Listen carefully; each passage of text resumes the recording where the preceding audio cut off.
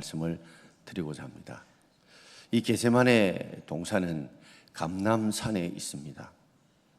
예루살렘 성전에서 건너편에 보게 되면 감람산이라는 산이 있는데, 감람산이 했던 이유는 감람나무가 많이 심겨진 산이기 때문에 감람나무라고 그럽니다. 감람나무 하니까 잘 와닿지 않는데 올리브나무, 이 올리브나무가 바로 감람나무입니다. 그러니 이 감람나무가 이제 성장을 하게 되면 그 열매를 맺겠죠. 감람나무 열매입니다.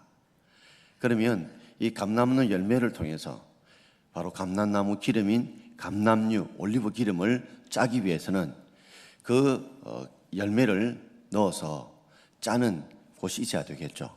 겟세마네라는 이름 뜻은 기름 짜는 털 또는 기름틀이란 의미를 가진 곳으로서, 감람나무 열매가 수확을 하게 되면 마치 우리가 참깨를 엮고 거기에다가 프레스로 짓누겨서 위에 힘을 가해서 그 참깨가 터짐으로 참기름이 나오듯이 감람나무 열매를 넣어서 위에서 무거운 것으로 눌려서, 그래서 감람유, 올리브 기름을 짜는 곳이 바로 겟세마라는 곳입니다. 이것이 상징적으로 보여준 이유가 바로 예수님께서 온몸이 피와 땀을 짜서 쏟아내셔서 예수님께서 기도하셨던 곳이 바로 겟세마네 동산이죠. 이 겟세마네 길이라는 것은 바로 우리 고난주간에 예수님이 걸어가신 고난의 길, 사명의 길이죠. 이 길은 바로 우리가 따라가야 될 바로 그 길이죠. 예수님께서 이 겟세마네 길을 걸어가시기 전에, 이 고난의 길을 걸어가시기 전에 예수님께서 처음으로 자신이 십자가에 고난을 당하시고 죽으시고 부활하실 것에 대해서 처음으로 언급한 곳이 어디냐 하면 이스라엘 최북단에 있는 산이 있는데 그 산이 헐몬산입니다. 헐몬산 산자락에 있는 가이사라 빌립보라는 곳이 있습니다. 해발 345m 되는 그렇게 높지 않는 산인데, 거기에는 마치 이 벽에다가 수많은 우상들의 형상들이 새겨져 있습니다. 예수님께서 가이사라 빌립보에 도착하셔서 그 벽에 새겨진 우상의 이 형상들을 보시고 예수님께 제자들에게 질문하신 거죠. 너희는 나를 누구라 하느냐라고 질문을 했습니다. 그때 성질급한 베드로가 주는 그리스도시요 살아계신 하나님의 아들이다 하고 마태복음 16장 16절에 처음으로 신앙 고백을 했지요. 예수님께 그 대답을 듣고 너무 기쁘셔서 바요나 시몬아, 이를 알게 한 자는 너가 아니다, 너와 함께 계신 하나님 아버지라 하시고 칭찬을 하셨어요. 그리고 예수님께서 그 신앙의 고백 위에 예수님께서 십자가에 고난당하시고 죽으시고 사흘 만에 부활하게 될 것을 처음으로 언급하신 것입니다. 예수님이 십자가에 죽으시고 부활할 것을 이야기하자 축발은 베드로가 주여 그리하지 마옵소서, 죽지 마시옵소서, 죽어서 안 됩니다 하시면서 결코 그런 일이 주에게 미치지 못할 것이다 라고 마치 자신이 뭔가 대단한 인물처럼 교만하게 예수의 구속 사역을 가로막았어요. 그때 예수님께서 뭐라고 말씀하셨어요? 사단아, 내 뒤로 물러가라. 너는 나를 넘어지게 하는 자로다. 너가 하나님 일을 생각지 않고 사람 일을 생각한다고 책망하셨습니다. 분명히 베드로가 결코 그런 일이 있어서는 안 된다고 말했는데 예수님은 베드로를 향해서 사탄아 물러가라 라고 말씀했습니다.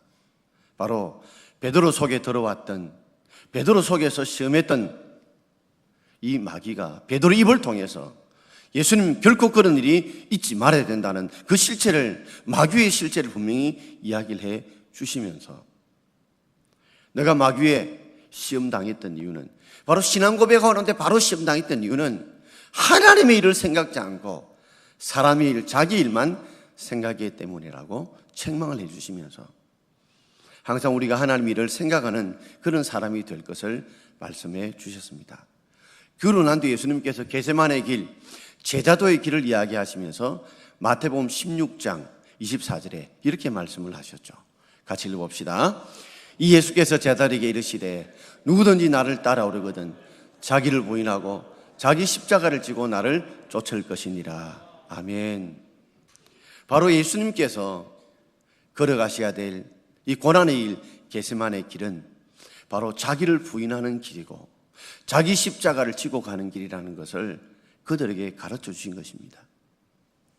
바로 예수님이 가야 될 겟세마네 길은 자신이 하나님의 아들이지만 만백성의 죄를 대신 짊어지고 십자가의 죽음으로 내 원이 아니라 아버지 원대로 살아가야 될 자기를 부인해야 될 것이고, 그리고 만백성의 죄를 대신 지시고 예수님이 친히 그분의 십자가를 지고 하나님을 따라야 될 그 길을 그들에게 밝혀주시면서 너희들도 나를 따라오려거든, 예수의 제자가 되는 제자의 길을 걸어가려거든, 겟세마네 길을 걸어가려거든 너희도 자기를 부인하고 자기 십자가를 치고 나를 쫓으라고 말씀해 주신 것입니다.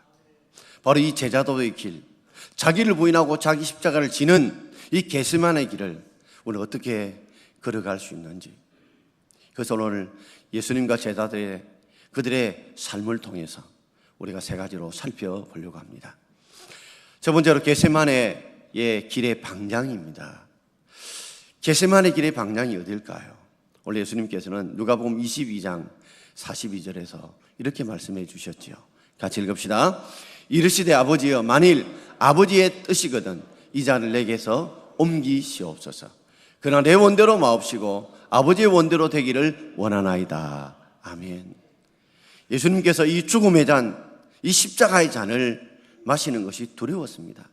아버지여 만일 하실 수만 있다면 이 잔을 내게서 좀 지나가게 마시지 않고 갈 수 있다면, 그 길이 좀 있을 수만 있다면 갔으면 좋겠습니다 하는 예수님의 솔직한 속내를 드러내시면서, 그러나 내 원대로 마옵시고 아버지의 원대로 되기를 원하나이다. 이게 바로 자기 부인이죠. 우리 모두는 다 내 원대로 살고 싶어 합니다. 그러나 진정 우리가 예수 그리스도를 믿고 구원받은 백성이라면 나의 원이 아니라 아버지의 원대로 살기로 결단하는 그 결단들이, 그 소망들이, 그런 꿈들이 우리에게 있어야 될 줄 믿습니다. 물론 우리에게서도 자기 원이 있죠. 자기 꿈이 있죠. 그러나 예수 그리스도의 백성이라면, 하나님의 자녀라면 나의 원이 아니라 아버지의 원을 이루기 위해서 우리가 이 땅에서 예수 그리스도를 믿고 섬기며 살아가야 되지 않겠습니까? 예수님께서 목요일 날 겟세마네 동산에 기도하시고 금요일 날에 십자가에 못 박히셨는데, 그때 이미 예수님 이 사실을 또 언급을 하셨죠. 너희 중에 나를 팔 자가 있을 것이다, 그렇게 말씀을 하셨어요. 나를 부인할 자가 있을 것이라고 말씀하셨어요. 그때 베드로가 뭐랬어요? 세상 사람은 다 버려도 나는 결코 주를 버리지 않겠다, 떠나지 않겠다. 그래서 예수님께서 딱 집어서 말씀하셨죠. 오늘 밤 닭 울기 전에 너가 나를 3번 부인할 거다. 이 부인은 토요일 있었지만 유대인들의 시각은 해 질 때부터 하루가 시작됩니다. 그러니까 저녁 6시부터 하루가 시작되니까 토요일 새벽은요 결국 오늘 밤이라고 말할 수 있는 거죠. 오늘 밤에, 그것도 닭 울기 전에 정확하게 몇 번요? 3번 너가 나를 부인하게 될 것이라 라고 꼭 집어서 분명하게 베드로에게 말해 주었지만, 베드로 호언장담하죠. 모두가 다 부인하고 주님을 모른다 해도 내가 죽을지언정 저는 절대로 예수님 부인 안 합니다. 그래서 함께 있던 제자들도 마태복음 26장 35절에 보면 다 위와 같이 말하니라 그랬습니다. 그렇습니다.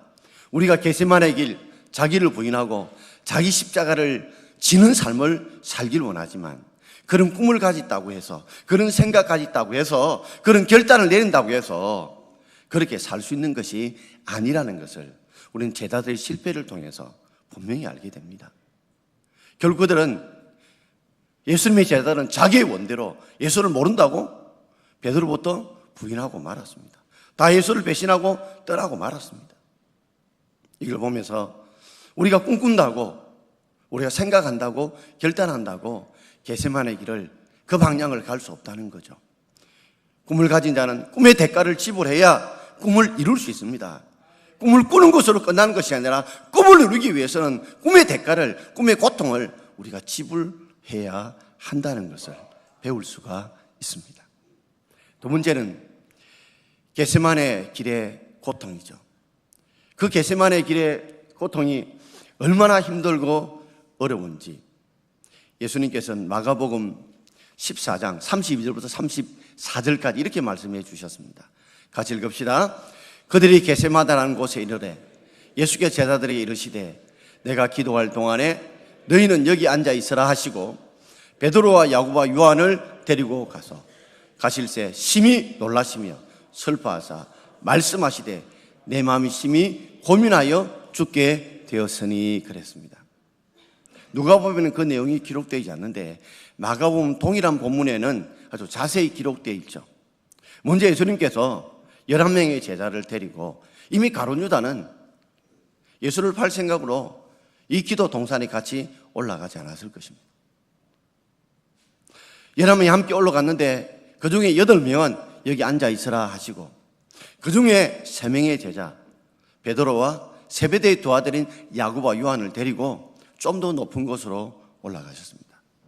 그리고 여기서 깨어서 일어나서 나와 함께 기도하자 하시면서 자신의 속내를 솔직하게 그들에게 드러냈습니다. 내가 심히 고민하여 죽게 되었다. 심히 고민되고 심히 놀라서 죽게 되었다. 이 말은 마음이 죽겠다는 절망 가운데, 두려움 가운데, 지금 견딜 수 없는 고통 가운데, 불안 가운데 있다는 예수님의 속내를 드러내고 있습니다.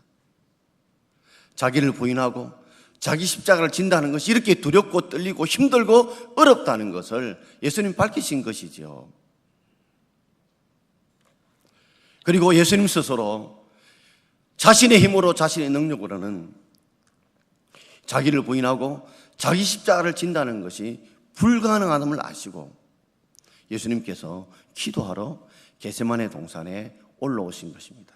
그래서 하나님께서 위로부터 주시는 그 은혜의 힘, 능력의 힘, 그 믿음의 힘을 덧입어서 자신이 자기를 부인하고 자기 십자가를 지고자 겟세마네 동산에 올라오신 것이고, 제자들로 하여금 그들도 함께 기도하려고, 그들도 제자의 길을 걸어가려고 하면 기도해야 된다는 것을 그들에게 밝혀주신 것입니다. 왜 이렇게 자기를 부인하고 자기 십자가를 지는 길이 힘들고 어려울까요? 그건 바로 마귀 때문에 그렇습니다. 마귀는 어쨌든지 우리를 부인하지 못하게 하고 우리 십자가를 못 지고 가게 함으로 주님과 멀어지게 만들고 주님을 떠나게 만들고 주의 사명을 감당하지 못하게 만들려고 하기 때문에 그렇습니다. 그래서 오늘 누가복음 22장 40절에 이렇게 말씀하고 있죠. 같이 읽읍시다. 그곳에 이르러 그들에게 이르시되 유혹에 빠지지 않게 기도하라 하시고, 그들에게 뭐라고 말씀하셨습니까? 유혹에 빠지지 않게 기도하라. 뒤에 나오는 시험이나 유혹은 원어상 같은 말입니다. 특별히 유혹이라 표현했던 이유는 바로 이것이 마귀의 시험, 마귀의 유혹이라는 것을 분명하게 밝히고자 유혹이라는 단어로 쓴 것이죠. 여러분들이 자기를 부인하고 자기 십자가를 지고 싶겠죠. 그런 마음은 간절하겠죠. 그러나 마귀는 우리를 유혹해서 자기를 부인하지 못하게, 자기 십자가를 지지 못하게 만든다는 겁니다. 이런 마귀의 유혹을 이겨내려고 하면 그 길은 바로 기도하는 길이라 하는 것을 그들에게 친히 예수님께서 보여주시고 제자들에게 가르쳐 주시고자 한 것입니다. 나는 예수를 오래 믿었으니까 나는 중직을 받았으니까, 나는 많이 배웠으니까, 세상 경험이 많으니까, 나는 성경 말씀을 많이 하니까, 나는 마귀와 유혹에도 절대 넘어가지 않을 거야. 그렇게 호언장담하시는 분들 계십니까? 베드로도,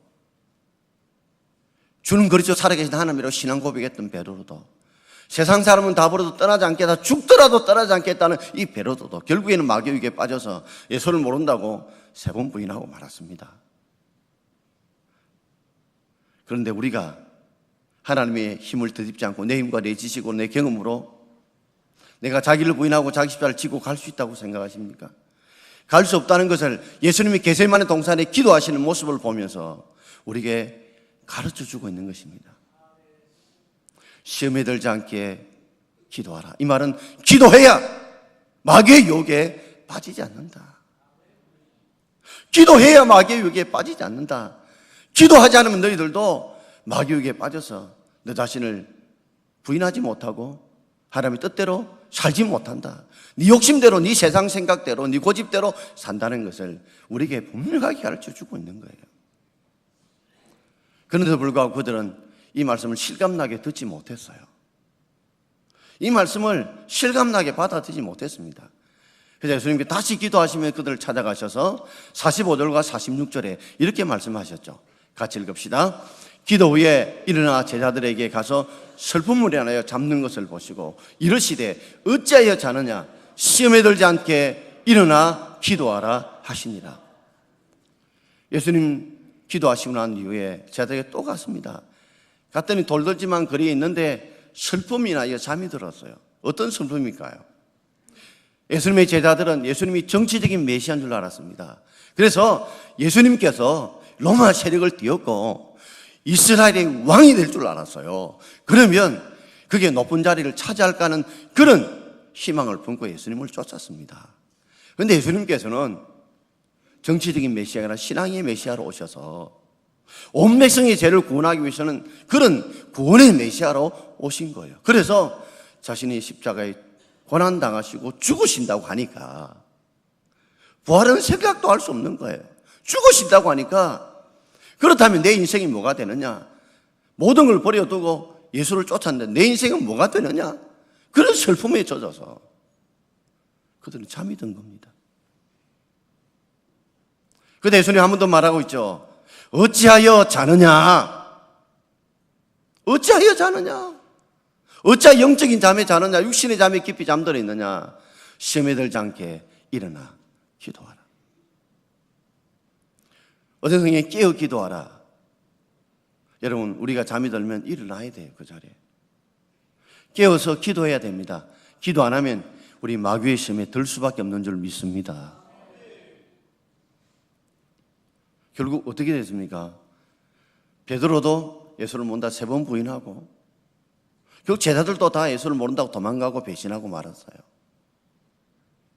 여러분, 우리 모든 성도들 중에 자기를 부인하고 자기 십자가를 지고 주님을 쫓겠다고 이 겟세마네를 가겠다고 다짐하지만 우리가 겟세마네 동산에 기도하지 않으면 하나님의 은혜와 힘을 덧입지 않으면 우리 역시 마음은 원이지만 육신이 약하여서 예수를 모른다고 우리 삶의 현장에서 부인할 수밖에 없다는 겁니다.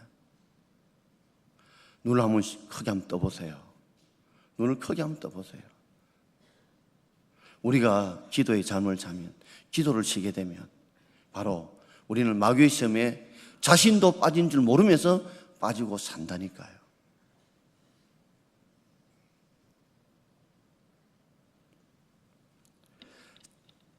세 번째는 겟세마네 길을 걷게 해준 힘을 예수님께서 우리에게 보여주십니다. 44절을 함께 읽겠습니다.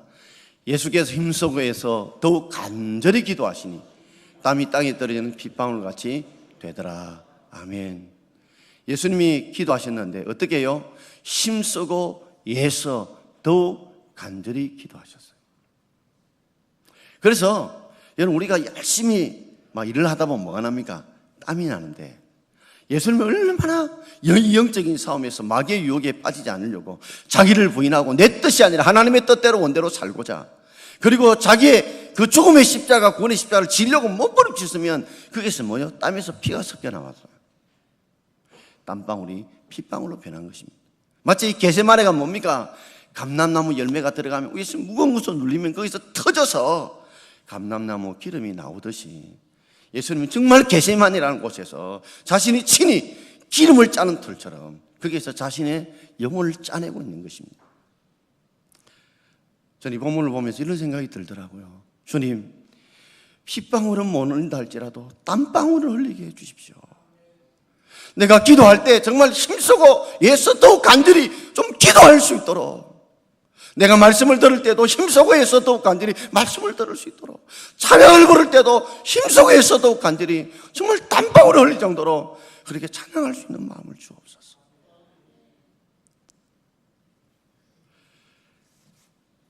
이렇게 기도할 때 놀라운 일이 그 가운데 벌어지게 됩니다.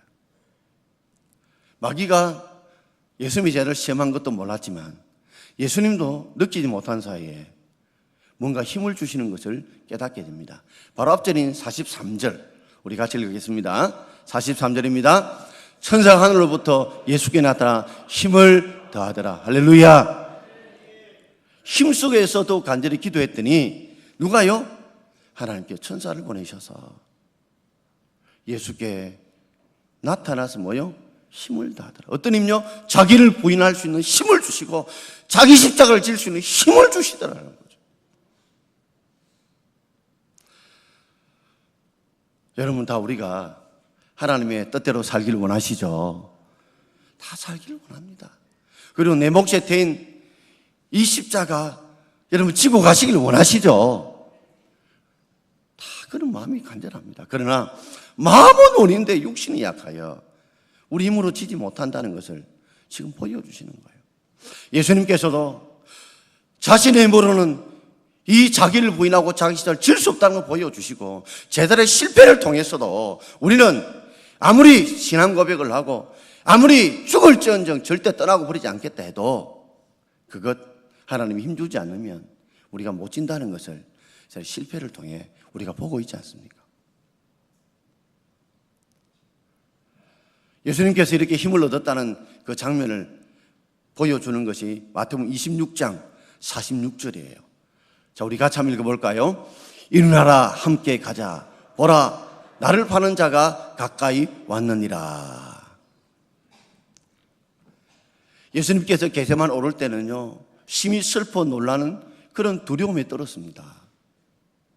불안 가운데 죽게 되었다고 했는데 겟세마네 동산에서 힘속에서 더욱 간절히 기도할 때에 하나님이 힘을 주시니까 일어나 함께 가자.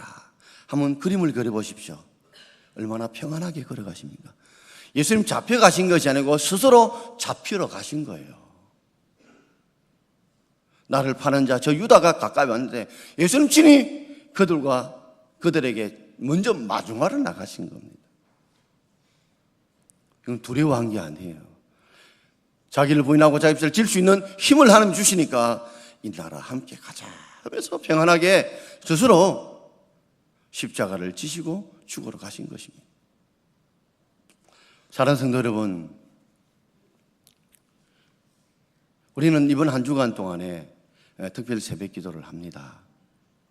혹시 너무 먼 곳에 계신 거는 가까운 교회를 가시거나 그렇게 해서라도 여러분 우리 함께 기도할 수 있기를 바랍니다. 예수님 우리에게 보여주십니다. 제자도의 길, 겟세마네의 길, 자기를 부인하고 자기 십자가를 지는 거 너희들의 능력 가지고 신앙 고백만 가지고 경험만 가지고 몇 대를 믿었다는 신앙 연륜만 가지고 절대 못한다는 거. 3년 동안 예수님과 함께 동고동락하며 기적의 현장을 보고 체험하고 신앙 고백을 해도 다 떠나도 나는 안 떠났다 해도 결국에는 하나님이 주시는 은혜의 힘, 능력의 힘이 없이는 우리 역시도 결국 자기 부인하지 못하고 내 원대로 살아갈 수밖에 없는 그런 인생이 될 수밖에 없다는 겁니다. 세상에 아무리 많은 돈을 벌고 권세를 누린다 할지라도 결국 주님 앞에 설 때 우리 모습이 어떤 모습으로 설까요? 아무것도 못 가져갑니다, 여러분. 아무것도 못 가져가요. 못 가져갈 것에 우리는 모든 걸 걸고 살아가거든요.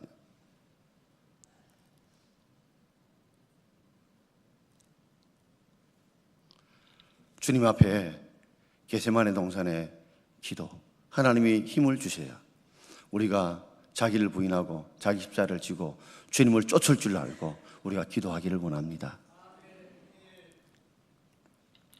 데일 카네기라고 하는 극작가입니다. 아주 유명한 강연가죠. 이분이 근심이 안녕이라는 책 가운데에 메리 큐서 만이라고 하는 이 여인의 이야기를 기록해 놓은 것이 있습니다. 메리 큐서 만의 남편이 부도를 내고 도망을 가버렸어요. 가족을 버리고 혼자 살겠다고 도망을 가버렸어요. 결국에는 모든 걸 다 잃어버리게 되고, 심지어 더 고통스러운 것은 어린 아들이 돈이 없다 보니까 문구점에서 연필을 훔치다가 잡혀서 학교에서 쫓겨나게 돼요. 더 이상 살아야 될 이유가 없어져 버렸어요. 이렇게 살 바에는 죽는 게 낫겠다 싶어서 자녀를 다 재우고 LPG 가스를 털어서 그 안에 이제 가스로 인해서 그저 다 죽으려고 생각을 한 겁니다. 자녀는 자고 점점 매캐한 냄새가 서서히 들어오기 시작합니다. 그런데 옆집에서 찬송 부르는 소리가 들려오는 겁니다. 찬송 337장 내 모든 시험 무거운 짐을 하는 찬송이 들리는 겁니다. 내 모든 시험 무거운 짐을 주 예수 앞에 아뢰이면 근심에 쌓인 날 돌아보사 내 근심 모두 맡으시네. 무거운 짐을 나 홀로 지고 견디다 못해 쓰러질 때 불쌍히 여겨 구원해 주리 오직 예수. 이 찬송이 들리는데 메리 큐스만의 마음속에 내가 죽으려고만 생각을 했지 왜 하나님 앞에 기도할 생각을 못했지 하면서 가스를 잠그고 자식들 다 깨워서 마당에 나왔습니다. 그 한밤중에 그는 무릎을 꿇고 하나님 앞에 자기의 삶을 다 토해놓고 눈물 흘리며 통곡하며 기도했어요. 그리고 시골에 넘이 살지 않는 빈집으로 이사를 갑니다. 거기서 내 모든 시험 무거운 짐을 지어도 주님 앞에 내어놓으면 하나님이 나에게 용기와 힘을 주신다는 걸 알고 그 간증 끝에 보면 결국에는 그는 자녀들이 훌륭하게 믿음으로 잘 성공해 축복된 삶을 살았다고 합니다. 그러면 그 끝에 데일 카네 끝에 이런 글귀를 적어놓고 있어요. 죽으려고 하는 용기를 가진 자들이여 그 용기를 가지고 기도할 수 있는 용기로 바꾸라. 100번의 탄식보다도 한 번의 기도가 너희들의 인생에 기적을 만들 것이다 그랬습니다. 우리가 죽을 만큼 힘든, 그래서 죽고자 하는 용기가 있다면 그 용기 가지고 우리 겟세마네 동산에 올라 기도하신 예수님처럼 우리 기도할 수 있길 바랍니다. 100번의 탄식으로도 원망으로도 세상은 안 바뀌어도 단 한 번의 간절한 기도하면 우리 하나님이 세상을 이길 수 있는 힘과 은혜와 힘을 위로를 길을 열어주실 줄 믿습니다. 말씀을 마치고자 합니다. 사랑하는 성도 여러분, 우리가 걸어갈 길은 바로 예수님이 걸어간 그 길이죠. 겟세마네 길. 누구든지 나를 따라오려거든 자기를 부인하고 자기 십자가를 지고 쫓아야 되는 그 길. 예수님은 아버지의 원대로 내 원을 죽임으로 자기를 부인하시고 구원의 십자가를 지고 쫓았습니다. 그 길이 얼마나 힘들고 어려운지 우리에게 겟세마네 동산의 기도를 통해서 우리 스스로의 힘으로는, 우리 스스로의 지식으로, 경험으로 절대로 질 수 없다는 걸 보여주셨고, 질 수 있다고 자신만만했던 제자들 베드로 완전히 실패했다는 걸 보여줍니다. 그러므로 너희들도 시험에 들지 않게 깨어 기도해라. 용을 써야 용서할 수 있듯이 우리가 용을 써서 힘쓰고 또 애써 간절히 시간을 잡고 우리 함께 기도할 수 있는 저와 여러분 되길 바랍니다. 어떤 분들은 난 새벽에 절대 못 일어난다. 절대 말 붙이지 마소. 불나면요 새벽에 티 나오더라고. 시간 없어서 봉사 못한다. 아프니까 병원 갈 시간이 있더라고요. 절박하지 않은 거죠. 실감나지 않은 거죠. 어쩌면 그런 꿈을 가지지 못한 것은 아닌가 생각하면서 한 주간 동안만이라도 우리가 예수님의 고난을 깊이 생각하면서 제도의 길을 걸어갈 수 있는 겟세마네 길을 걸어가는 저와 여러분 되기를 주의 이름으로 축원드립니다. 기도하겠습니다. 주신 말씀 기억하면서 2분간만